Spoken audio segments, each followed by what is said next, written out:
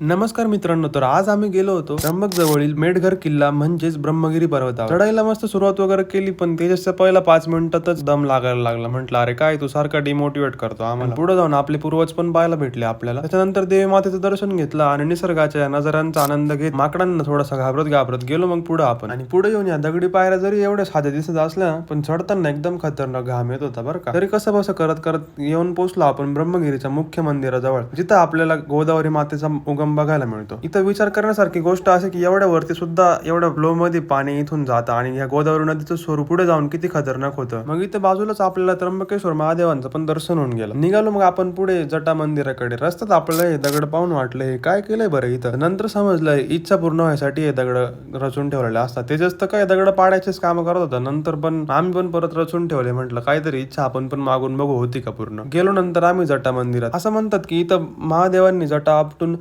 गोदावरी नदी खाली उतरवलेली. इथं आपल्याला महादेवांच्या दोन्ही गुडघ्यांचे व जटा आपटण्याचे निशाण पण बघायला मिळत. पुढे आलो आणि निसर्ग तर एकदम विचारूच नका. मध्येच धुकं मध्येच पाऊस, एकदम मजा येत होती. वातावरण तर एकदम सुंदर झालं होतं. ह्याच वातावरणाचा आनंद घेत घेत आपण उतरायला सुरुवात केली. पण इतकी भयंकर गर्दी लागली का विचारूच नका. आणि वर चढणाऱ्यांची गर्दी पाहून म्हटलं बापरे, बरं झालं आपण लवकर येऊन गेलो, नाही तर आपण पण या गर्दीत अडकलो असतो काय. आणि इथे उतरता उतरता आपल्याला दगडात कोरलेली बजरंगबलींची मोठी मूर्ती बघायला मिळते. त्या डोंगर दऱ्यांचा सुंदर नजारा आणि निसर्गाचे मनमोहक रूप पाहून म्हटलं आजची ट्रिप तर आपली वरती काय.